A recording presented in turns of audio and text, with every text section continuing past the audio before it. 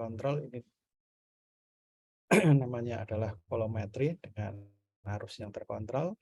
Kemudian yang potensialnya yang dikontrol ini ada 2, potensialnya bervariasi, jadi bisa dinaikkan atau dinaikkan ya gitu ya, atau diturunkan, atau tetap terus ya gitu ya, dibuat tetap terus, sehingga muncullah nanti instrumen volumetri dengan potensial yang terkontrol atau amperometri gitu.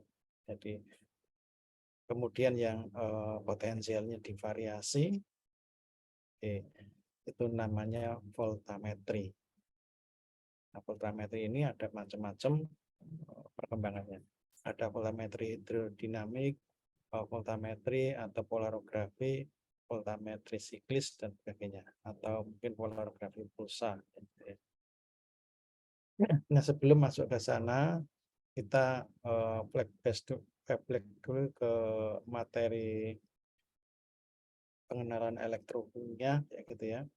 Tadi sama. Contoh dari potensial yang terkontrol adalah volumetri polarografi, kemudian yang statis tadi adalah potensiometri.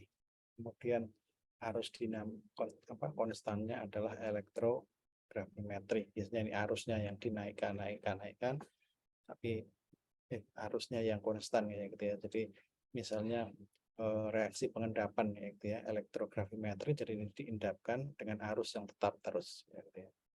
Tapi mungkin voltasenya yang berubah-ubah. Sebelum masuk ke sana kita mengenalkan dulu apa itu sel elektrokimia gitu ya. Sel elektrokimia ini terdiri minimal 2 buah elektroda ya gitu ya. 2 buah elektroda. Jadi lebih dari 2 apakah boleh? Boleh saja. Misalnya katodanya lebih dari 1 ya gitu ya. Jadi tetap di sana nanti ada katoda, ada anoda gitu ya. Jadi kemudian ada larutan elektrolit, kemudian sumber arus atau voltametri di sel galvanik, atau sumber arus searah di elektrolisis ya.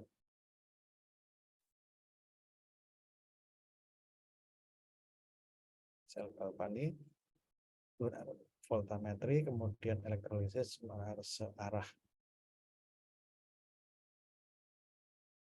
Kemudian 2 buah elektroda tadi, yang satu sebagai elektroda standar atau elektroda baku, yang satu lagi sebagai elektroda indikator atau penunjuk kayak gitu ya. Jadi ada 2 buah elektrodanya tadi, satu sebagai standarnya, satunya lagi sebagai indikator atau penunjuk. Seperti kita nimbang gitu kan, bakunya ya anak timbangan kayak gitu ya, kita ngukur ya pakai panjang pakai meteran kayak gitu. Jadi selalu dibandingkan dengan standarnya. Nah, misalnya 1 kilo itu kan standarnya kan berat dari platina kayak gitu ya, yang volumenya berapa kayak gitu. Nah, kemudian ada 2 jenis sel elektrokimia, yaitu sel galvanik dan sel elektrolisis. Di mana dalam sel galvanik ini, saudara tahu, merubah reaksi kimia menjadi energi listrik, itu yang galvanik. Gitu ya. Sedangkan yang elektrolisis kebalikannya, energi listrik menjadi zat yang baru, kayak gitu ya. Nah, di sini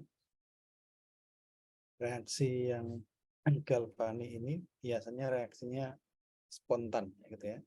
Sedangkan yang elektrolisis ini karena kebalikannya kayak gitu, dipaksakan reaksinya itu dibalik ya gitu ya, dengan cara diberi potensial dari luar yang lebih besar dari potensial selnya ya gitu. Nah, sebagai contoh di sini sel galvanik misalnya kita punya larutan ZnSO4, elektrodanya Zn, yang satunya lagi CuSO4, elektrodanya Cu, dihubungkan dengan jembatan garam, kemudian diukur potensialnya ya gitu ya, dengan konsentrasi ini 1 molar biasanya nanti akan diperoleh potensial ini 1,1 volt gitu ya. Reaksi yang berlangsung dari sistem ini adalah Zn-nya itu teroksidasi, Cu-nya yang terreduksi ya gitu ya. Cu-nya tereduksi dari proses ini. Cu-nya tereduksi, jadi nanti Cu2 plus akan nempel di elektrodenya sini. Kemudian di sini malah Zn-nya yang akan terionisasi, yang Zn-nya malah lepas. Jadi nanti elektroda di sini berkurang, elektroda di sini akan bertambah kayak gitu. Nah, reaksi ini berjalan spontan ya, gitu ya. Artinya kalau dibiarkan terus ya akan nanti potensialnya menjadi 0 dan terjadi keseimbangan ya, gitu ya. Nah, reaksi ini spontan. Nah, bagaimana untuk sel elektrolisis? Jadi tadi potensialnya yang terukur itu 1,1 ini. Nah, bagaimana kalau kita buat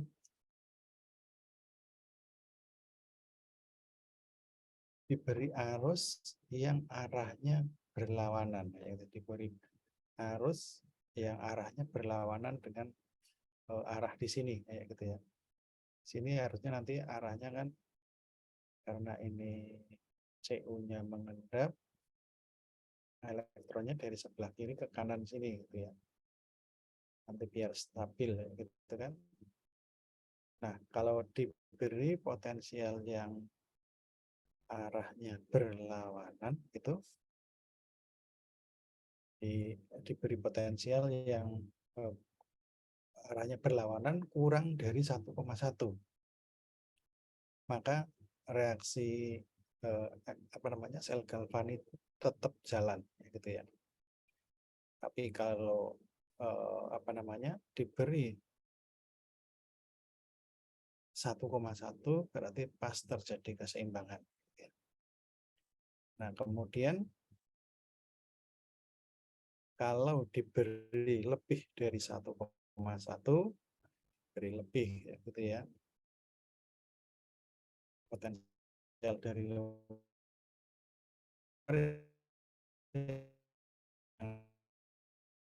arahnya berlawanan, maka reaksinya hanya. Jadi sekarang yang tadinya Cu-nya mengendap, sekarang Cu-nya malah yang terionisasi, Zn-nya yang mengendap ya gitu ya. Jadi kalau diberi kurang dari 1,1 ya reaksinya tetap seperti yang di atas sini. Ini kalau diberi 1,1 persis gitu, maka terjadi keseimbangan. Dan kalau lebih dari 1,1 maka reaksinya akan terbalik seperti ini. Nah, inilah yang disebut dengan elektrolisis gitu ya. Jadi elektrolisis karena kita memberi potensial yang lebih besar dari 1,1 dengan arah yang berlawanan gitu. Sehingga kan tidak spontan, kita paksa reaksinya itu dibalik ya gitu.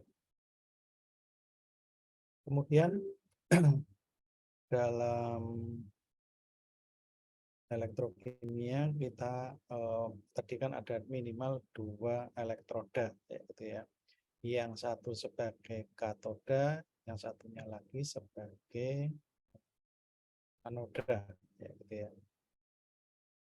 Di mana di kedua-duanya baik di sel galvanik atau elektrolisis itu namanya katoda, itu reaksinya adalah reaksi reduksi. Kemudian di anoda reaksinya adalah reaksi oksidasi. Jadi kalau reaksi reduksi itu pasti terjadinya di katoda. Itu baik di elektrolisis maupun sel galvanik. Sedangkan anoda reaksinya adalah reaksi oksidasi. Sebagai contoh di sini, berarti ini nanti Zn-nya itu terjadi di anoda, Cu-nya terjadi di katoda, kayak gitu ya. Kemudian reaksi di katoda atau anoda bisa ini, berarti ini reaksi di katoda, ini juga di katoda, kayak gitu ya. Kemudian ini Ag plus menjadi Ag0, ini juga di katoda, dan seterusnya. Kemudian ini reaksi di gitu ya, reaksi oksidasi. Kemudian cara penulisannya, gitu ya, penulisannya biasanya ada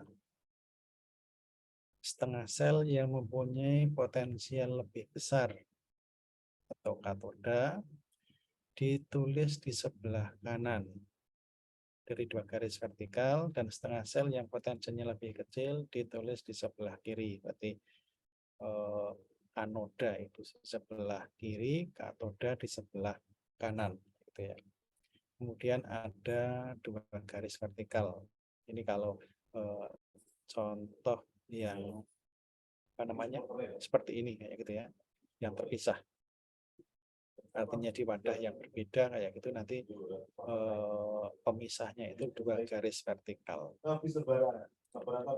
Tapi kalau sistemnya itu dalam satu wadah seperti ini, maka nanti garisnya hanya 1, kayak gitu ya, artinya dalam satu wadah.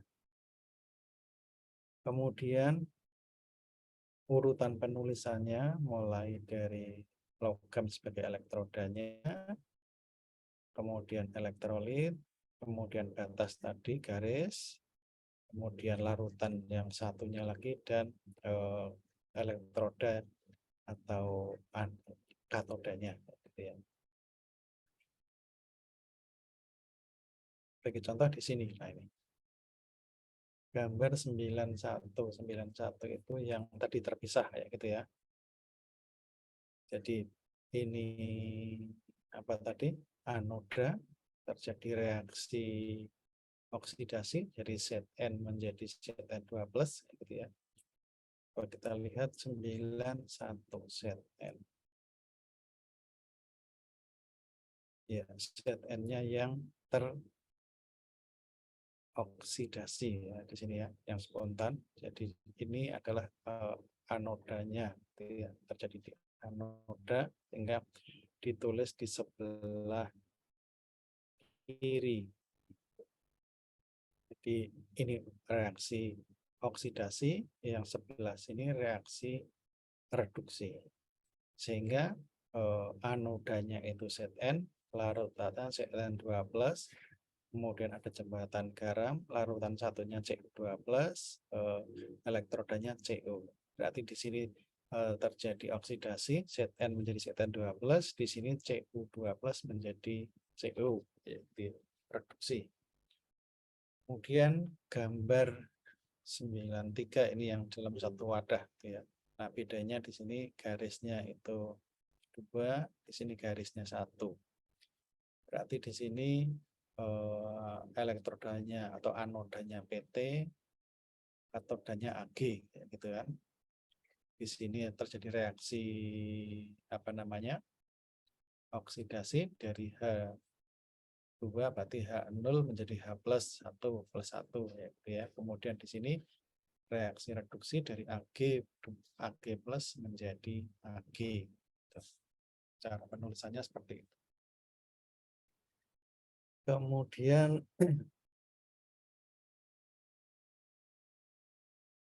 cara penulisannya, nah, ini nanti saya langsung ke sini saja karena ini hanya pengulangan di kimia dasar atau di analitik, ya, gitu ya. E-cell ini cara penulisannya nanti ngitungnya seperti ini. E0 cell yang ini dari deret volta itu, kemudian min 0,092 per N. N ini berarti elektron yang terlibat dalam reaksi tersebut. Log produk per reaktan, ya, produk per reaktan. Nah, nanti apa namanya, dengan dari sini saudara bisa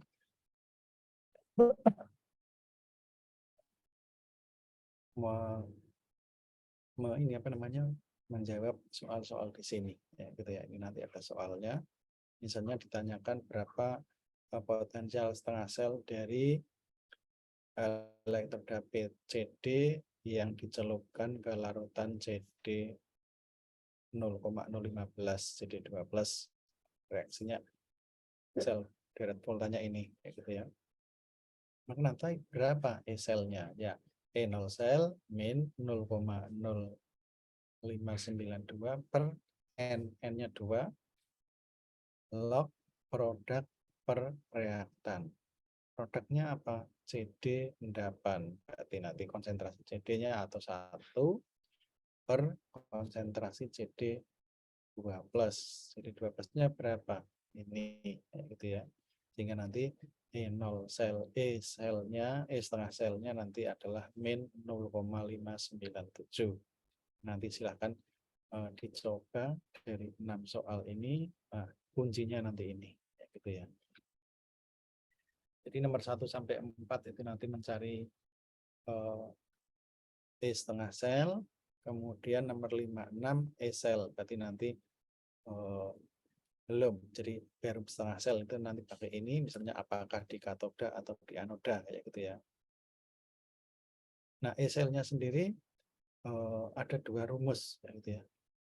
E-sel adalah E katoda plus E anoda, atau E-sel adalah E katoda per min E anoda. Silakan memakai yang mana, kayak gitu ya. Biasanya yang sering itu memakai yang bawah, gitu ya. Kalau yang bawah berarti reaksi dalam itu semuanya dalam,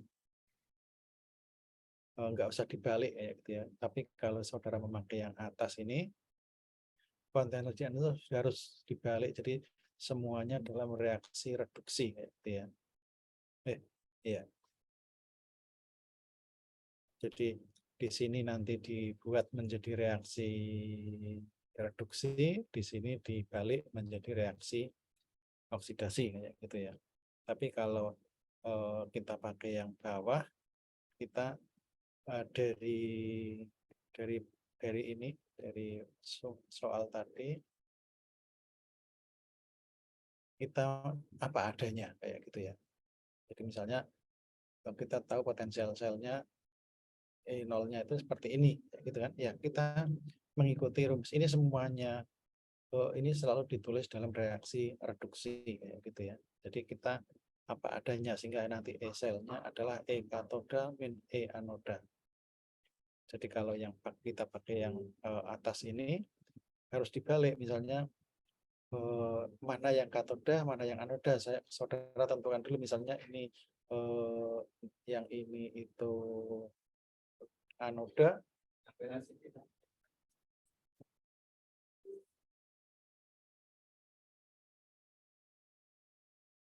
Kalau misalnya yang ini itu anodanya, maka reaksinya harus dibalik sebagai reaksi oksidasi dulu untuk menggunakan rumus yang plus tadi ya. Jadi kalau ini katodanya, karena ini sudah reaksi reduksi pas, tapi kalau yang ini karena sebagai anodanya ini harus dibalik dulu sebagai reaksi oksidasi, sehingga saudara menggunakan rumus yang atas. Tapi kalau nggak perlu dibolak-balik kayak gitu, pokoknya ya ngitungnya pakai ini apa adanya, nanti E selnya pakai rumus yang bawah, E katoda min E anoda ini. Ya. Di catatan ini kebanyakan pakai yang bawah ini, kayak gitu ya. Di katoda min E anoda. Sebagai contoh,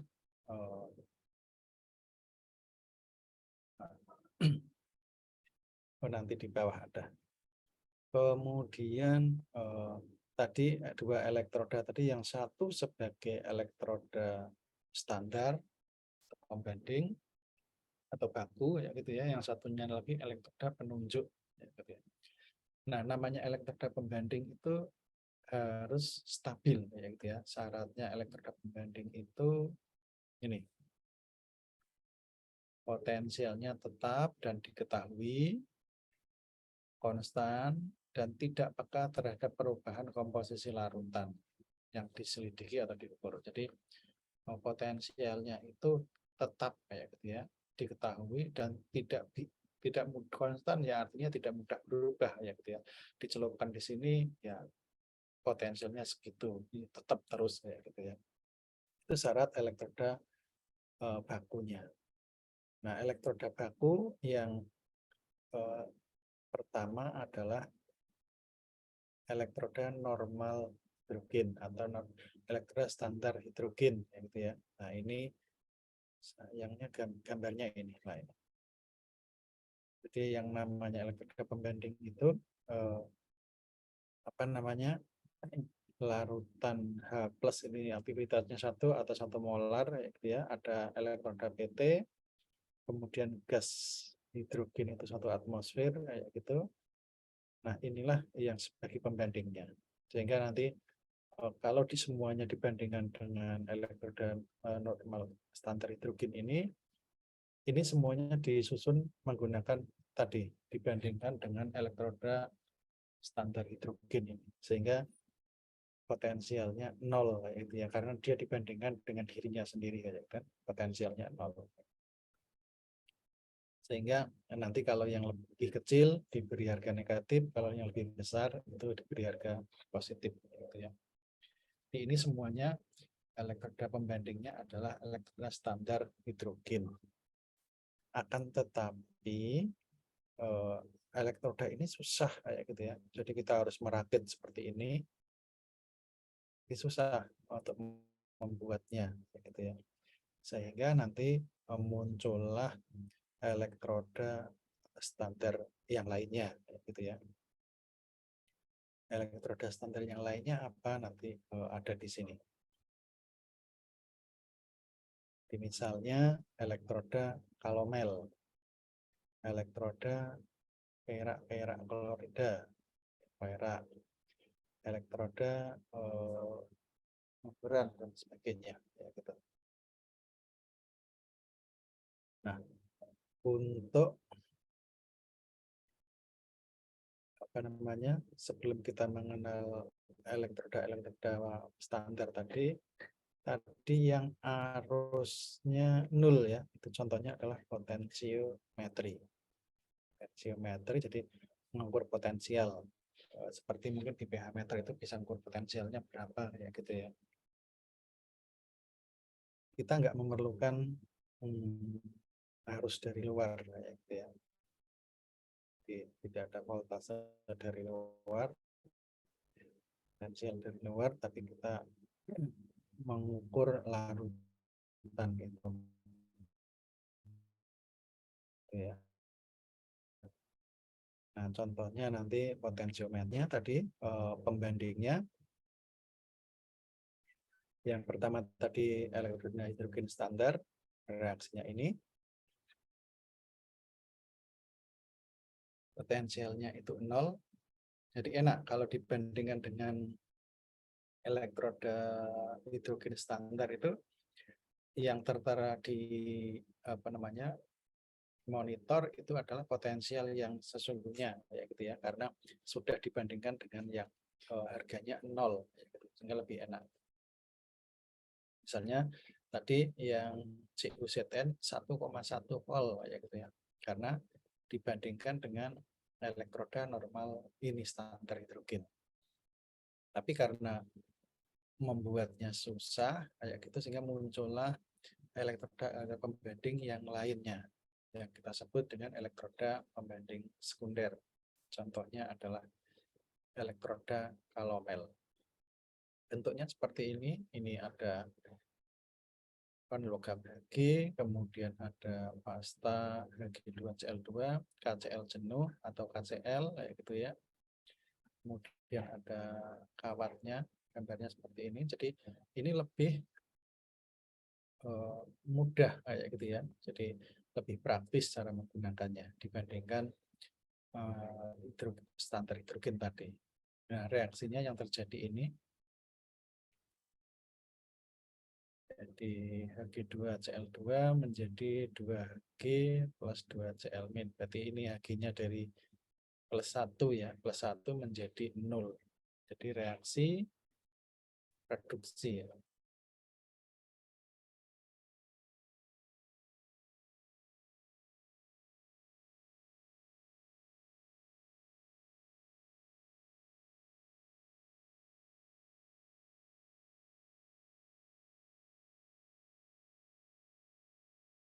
Notasinya bisa kalau seperti ini sebagai katodanya, ini sebagai anoda, gitu ya.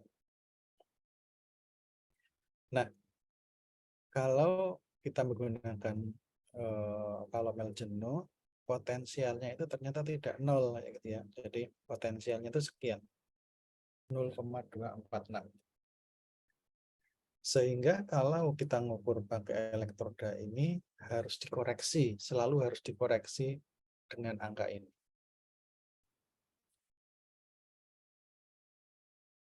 Nah, kalau itu apa namanya, elektroda kalomel jenuh tadi ya, SCE, ini faktor pengoreksinya ini. Kalau KCl-nya yang digunakan 3,5 molar, faktor pengoreksinya ini 0,1, faktor pengoreksinya ini. Biasanya yang dipakai itu ini 0,246. Kemudian elektroda perak-perak klorida, bentuknya juga lebih praktis. Larutan KCl, ada Ag yang di kawat Ag yang dilapisi oleh AgCl, gitu ya. Nah, reaksinya nanti seperti ini. Ini nanti di katoda, ini di anoda, ya, tergantung dia. Nah, faktor pengoreksinya kalau kayak KCl-nya jenuh, ini faktor pengoreksinya ini. Itu yang sering diganti sebagai pengganti dari elektroda standar hidrogen. Kemudian elektroda indikator yang tadi sifatnya harus lebih kebalikannya dari yang ini, kayak gitu ya. Tadi diketahui potensialnya tetap konstan dan tidak peka, ini harus kebalikannya, berarti potensialnya apa namanya, bisa berubah-ubah tergantung komposisi larutan yang diukur, gitu ya. Jadi sangat peka, gitu ya. Nah, contohnya nanti ada elektroda logam, biasanya kan tadi di contoh yang 9.1 kan Zn elektrodanya Zn, yaitu ya Cu2+, elektrodanya Cu, jadi namanya elektroda logam tadi, yaitu ya. Nah, Cu, elektrodanya Cu, larutannya Cu, Zn tadi 2+, elektrodanya Zn. Elektroda kemudian ada juga yang lainnya, ya, elektroda G, tetes merkuri, seterusnya. Ada elektroda PT. Nah, untuk lebih jelasnya kita lihat di contoh di sini. Jadi di sini ada titrasi 100 mili 0,1 molar Vero dititrasi dengan 0,1 molar Ce4+, ya. Kita diminta untuk menghitung potensial pada penambahan Ce4+ sebanyak 25, 100, 101. Dari soal ini konsentrasinya sama, sehingga titik ekivalennya itu tercapai pada penambahan yang 100, ya, M1P1, M2P2. Sehingga di sini belum titik ekivalen, artinya nanti Vero-nya itu masih sisa, sedangkan yang 101 berarti nanti ada Ce4+ yang sisa, gitu ya. Yang pertama, yang A, pada penambahan 25 mili berarti jumlah Veri yang terbentuk berarti kan 25 kalikan 0,1 dibagi 125, kayak gitu ya. Ini. Kemudian Vero yang masih ada berarti kan 100 dikurangi 25 kalikan 0,1 dibagi 125. Nih. Di situ yang ada sistemnya adalah Vero Veri, sedangkan yang CE-nya kan semuanya berubah menjadi CE3+, gitu ya. Sehingga kita ngitungnya pakai reaksi ini. Vero Veri kalau di deret volta 0,771. Ini diukur pakai normal hidrogen tadi ya, apa standar hidrogen.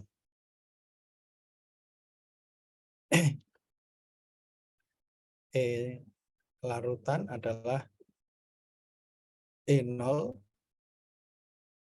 min 0,0592 per N log produk per reaktan ya gitu ya. Berarti E0 selnya itu 0,771 ini min 0,0592 per N-nya adalah 1 ya. Log produk dari reaksi ini produknya adalah Vero. Walaupun Vero-nya tadi sebetulnya sisa, tapi kita letakkan di atas. Gitu ya. Jadi ini Vero-nya, ini Veri-nya. Ketemu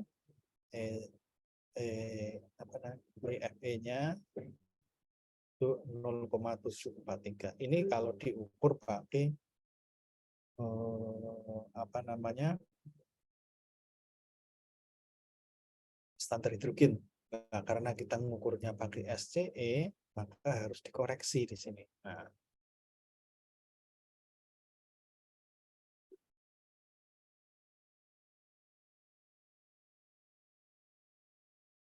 jadi kita koreksi.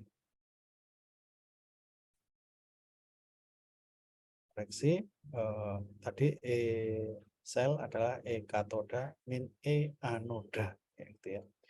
Di sini reaksinya adalah reaksi reduksi, sehingga ini katodanya itu yang 0,743 min 0,246 sebagai pengoreksinya, ya gitu ya.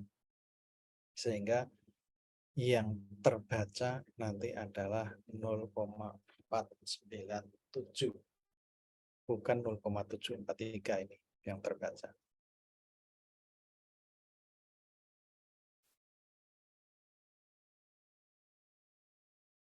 Potensial yang terbaca itu nanti ini. Itu juga nanti pada penambahan 100 sama 101, gitu ya. 101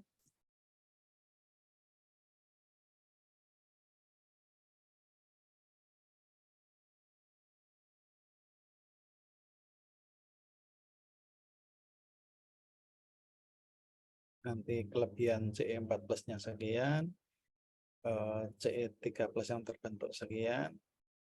Ini reaksinya ini, reaksi deret voltanya, kemudian dimasukkan produk reaktannya, ketemunya ini. Kemudian E-selnya adalah ini. Gitu ya. Jadi yang terbaca bukan 1,49 tapi 1,24. Sehingga nanti misalnya di soal ini kalau tidak diketahui seperti ini semuanya dianggap diukur pakai norma standar hidrogen semuanya, ya gitu ya. Tapi kalau di sini ada embel-embel, diukur menggunakan indikator SCE, harus dikoreksi. Tapi kalau tidak ada embel-embel seperti itu, ya kita ngitungnya dianggap pakai standar hidrogen. Kemudian ada juga elektroda membran atau ion selektif atau IC. Nah ini namanya membran itu kan dapat ditembus oleh tertentu saja, gitu ya, yang bisa lewat membran, gitu ya. Misalnya yang bisa melewati membran hanya ion Na plus, ya. Maka nanti elektrodanya itu ya bisa mengukur konsentrasi Na plus. Gitu. Kalau yang membrannya itu yang bisa lewat hanya ion H plus, maka nanti alatnya muncullah pH meter, ya, gitu ya, karena mengukur konsentrasi ion H plus. Ya. Nah, mengapa kadang di lab itu indikator elektroda itu kadang harus direndam terus ya, gitu ya. Nah, biar membrannya itu nggak rusak salah satu. Jadi kadang membrannya kering, ada pH meter yang membrannya itu harus dicelupkan terus ya, gitu ya. Tujuannya biar tidak sobek ya, gitu ya.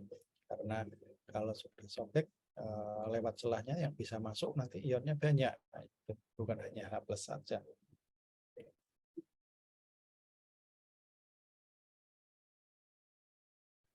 Ada juga membran padat, membran cair, dan seterusnya. Nah, kemudian ada titrasi potensiometri ya gitu ya. Jadi apa namanya?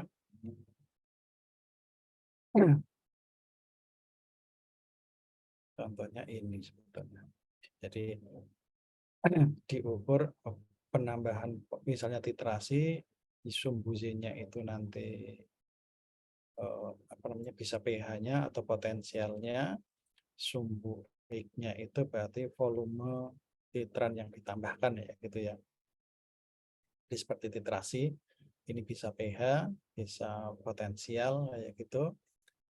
Nah, kemudian kalau kita buat potensial versus volume, nanti kita mencari titik ekivalennya itu seperti ini ya gitu ya.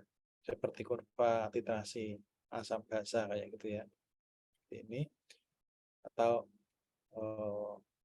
data yang ini, data yang. Nah, kemudian kadang sering dijumpai ini itu terlalu ini apa namanya tidak jelek.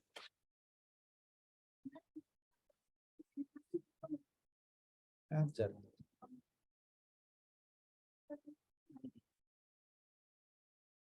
Kemudian kalau ininya nggak begitu kelihatan ya gitu ya, saudara bisa membuat kurva turunan pertama ya, gitu ya, sehingga nanti grafiknya akan seperti ini. Sehingga titik ekivalennya lebih jelas. Jadi kalau di sini mungkin asam kuat, basa kuat, ya, itu kelihatan sekali datar, kemudian drastis, mendatar lagi. Tapi kalau yang ada lemahnya kayak gitu, kadang ininya itu nggak begitu tajam seperti ini kayak gitu ya. Sehingga kadang kita menentukan mana sih titik ekivalennya kayak gitu ya.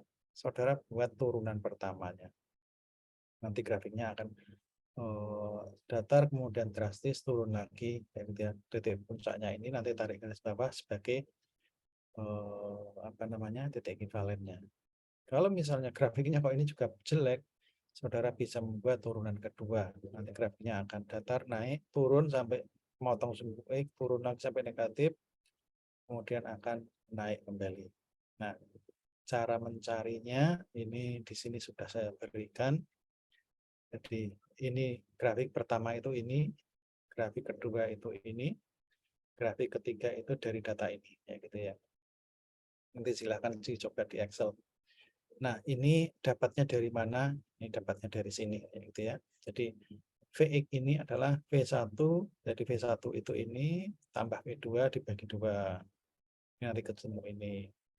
Ini ditambah 5 dibagi 2, 2,5, dan seterusnya. Yang ini dari mana? Yang ini dari pH 2, pH 1 dikurangi V1 min V2. Nanti dapatnya ini. Yang ini juga sama. 2 itu dapatnya dari mana? Vx ini. Nah, ini kan 3, 4 dibagi 2, 2. Yang ini. Nah, nanti grafiknya akan seperti ini. Jadi, misalnya titrasi konduktometri itu bisa dibuat seperti itu. Jadi, atau potensiometri, kondukto, grafik yang tidak tajam, ya itu bisa dipertajam mencari titik ekivalennya dengan cara dibuat kurva turunan pertama, turunan kedua, ya gitu. Itu yang aplikasinya di potensiometri. Jadi mungkin titrasi yang diukur potensialnya atau mungkin daya hantarnya ya gitu, atau pH-nya ya gitu ya. Bisa dibuat seperti itu. Yang I-nya tadi sama dengan 0. Kemudian yang I-nya tidak sama dengan 0. Di sini ada perubahan arus ya. bisa tadi arusnya yang konstan atau potensialnya yang konstan ya gitu ya. Nanti ada voltametri. Nah, elektroda pembandingnya itu SCE atau mungkin DME. Ini tetes merkuri itu ya, elektroda tetes merkuri. Nah, dalam polarigrafi itu kalau di spektro itu kita kenal persamaan apa namanya Lambert Beer kayak gitu. Di polarigrafi atau voltametri yang kita kenal ini persamaan Ilfovik kayak gitu ya. Di mana persamaan Ilfovik itu nanti arus difusi akan sebanding dengan konsentrasi. Jadi kalau arus difusi versus ini nanti grafiknya adalah linear kayak gitu ya. Jadi intinya itu. Jadi arus difusi sama konsentrasi itu sebanding. Yang lainnya akan konstanta sehingga apa namanya ID versus C ini linear. Jadi kalau kita buat grafiknya nanti linear. Nah, apa itu ID? Kalau konsentrasi jelas konsentrasi. ID itu nah nanti ini apa namanya dari voltametri atau polarigrafi kayak gitu ya. Ada grafik antara arus versus potensial. Jadi yang dikontrol mananya. Kalau yang dikontrol arusnya ya nanti berarti potensialnya kan mengikuti sama dengan IR ya gitu kan di fisika. Nah, itu atau potensialnya diatur ya nanti ini arusnya akan mengikuti ya gitu ya. Tapi nanti grafiknya akan seperti ini. Jadi ini datar, kemudian akan naik drastis, kemudian datar lagi ya gitu ya. Nah, yang disebut dengan arus difusi itu adalah ini datar yang atas dikurangi datar yang bawah ini ya. Ini namanya apa namanya arus difusinya itu sekian gitu ya. Kemudian pada titik tengah ini itu kalau kita tarik ke bawah itu adalah E setengah gelombang gitu ya. E setengah gelombang atau E setengah tulisnya. Nah, nah ini tadi ide harus difusi sama konsentrasi untuk analisis kuantitatif ya. Jadi nanti harusnya dicoba-coba dengan konsentrasi yang berbeda-beda akan menghasilkan ide yang berbeda-beda. Kemudian ide versus C itu nanti grafiknya linear kayak gitu.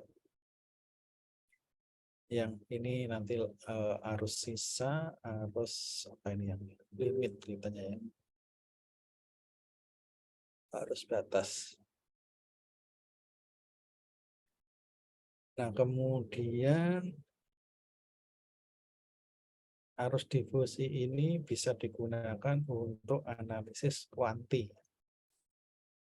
Jadi nanti konsentrasi berbeda-beda akan menghasilkan ide yang berbeda-beda kayak gitu ya. Kemudian ide versus C sehingga kita bisa menentukan berapa konsentrasi zat X kayak gitu ya. Kalau idenya sekian kayak gitu. Tinggal diplotkan kayak gitu ya. Sedangkan yang potensial setengah gelombang atau SE setengah ini digunakan untuk analisis kualitatif. Seperti di kromatografi kayak gitu ya. Yang untuk analisis kualitatif itu kan TR ya. TR-nya sama berarti itu zat yang sama kayak gitu. Asal yang lainnya tetap semuanya gitu ya. Nah, di sini dalam elektrokimia penggantinya TR adalah E setengah gelombang ini. Kalau E setengah gelombang di potensial setengah gelombangnya sama, berarti itu zat yang sama kayak gitu. Atau analit yang sama. Jadi untuk analisis kualitatif itu E potensial setengah gelombang. Nah, ini prakteknya cara mengukur ide misalnya seperti ini, cari garis singgungnya, cari garis singgung, titik potong kayak gitu ya. Kemudian ini idenya. Kemudian ide dibagi dua di sini, tarik ke bawah ini sebagai E setengah gelombangnya ya gitu ya. Jadi polanogram nanti bentuknya seperti ini. Sehingga dari grafik ini akan ketemu ide dengan konsentrasi tertentu ya gitu ya. Ada ide, ada E setengah. Nanti konsentrasi yang lain ada ide, E setengahnya harusnya sama kayak gitu ya. Dan seterusnya karena E setengah analisis kualitatif. Konduktometri ya hampir sama, nanti membuat grafiknya ada turunan pertama kedua gitu ya. Jadi daya hantar versus volume yang ditambahkan itu bisa. Nah ini contohnya nanti misalnya ini kok enggak ini kuat-kuat, misalnya titrasi HCl dengan NaOH kuat-kuat, nah, akan kelihatan titik beloknya gitu ya. Tapi kalau yang dititrasi misalnya lemah kayak gitu, kadang titik beloknya enggak begitu kelihatan. Ya kita buat turunan pertama, turunan kedua seperti tadi itu bisa lebih apa namanya melihat titik ekivalennya itu di volume keberapa kayak gitu ya. Mungkin itu pengantar dari elektrokimia. Nanti saudara bisa mengerjakan ini. Nanti ini sudah ada kuncinya. Kemudian ini pernah soal MIT ya gitu ya. Soal MIT ternyata juga ada kuncinya juga. Tak beri kunci. Silakan nanti saudara apa namanya kerjakan ya gitu. Kerjakan dan cocokkan dengan kuncinya kayak gitu ya. Kalau misalnya ada yang belum jelas bisa nanti ditanyakan. Kemudian ini soalnya dari Bu Heriani kayak gitu, campuran ini spektro elektro kayak gitu ya. Misalnya ini kayak gitu. Nah, ada kuncinya juga. Kalau yang punyanya Bu Heriani sudah ada kuncinya. Silakan nanti bisa saudara baca kayak gitu ya. Dari kunci-kunci ini soalnya Bu Heriani. Mungkin untuk hari ini cukup sekian ya, karena saya ditunggu juga untuk ujian skripsi tadi sudah dipanggil. Gitu. Silakan mungkin ada yang mau ditanyakan, nanti ini filenya saya share kayak gitu ya, biar nanti saudara bisa apa namanya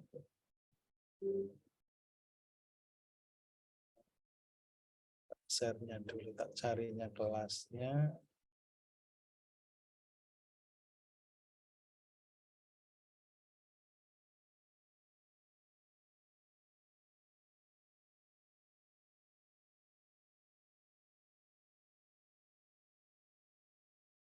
Bahannya sudah saya share, silahkan di download.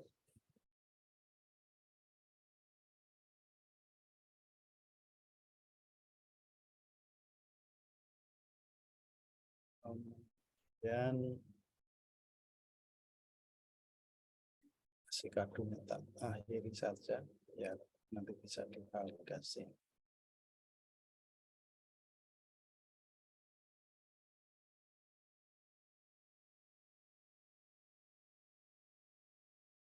Sudah saya akhiri di kadonya. Baik, mungkin itu saja ya untuk hari ini. Kita tutup pembelajaran pagi hari ini tentang elektrokimia. Nanti saudara lihat lagi contoh-contohnya. Kemudian karena minggu depan itu sudah libur ya, sudah libur, dan minggu depannya lagi 27 itu baru mepet ya. Jadi mungkin karena mepet, kalau misalnya ada kuliah kita buat daring dulu ya, mungkin saudara masih di rumah kayak gitu, tapi kalau saya sudah di kampus ya, tanggal 27 sudah mulai presentasi kayak gitu ya, presentasi tugas-tugas yang sudah saya berikan untuk dipresentasikan. Ini kelompoknya kemarin ada berapa ya?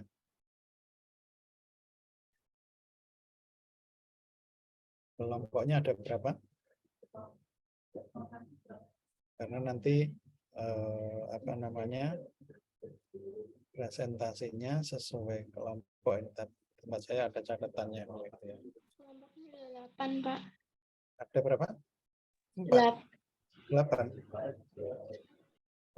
tugas itu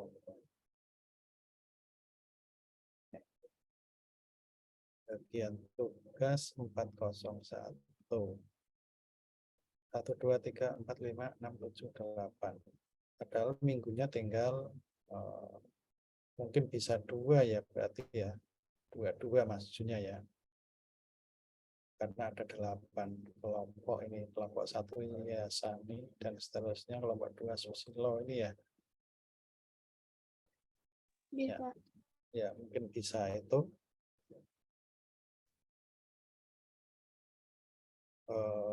Hari ini kita cobakan sekian. Kita tutup pembelajaran pada pagi hari ini dengan ucapan adalah bersama-sama. Alhamdulillahirobbilalamin. Akhirul kalam. Assalamualaikum warahmatullahi wabarakatuh. Waalaikumsalam warahmatullahi wabarakatuh. Terima kasih, Pak. Ya tutup ya.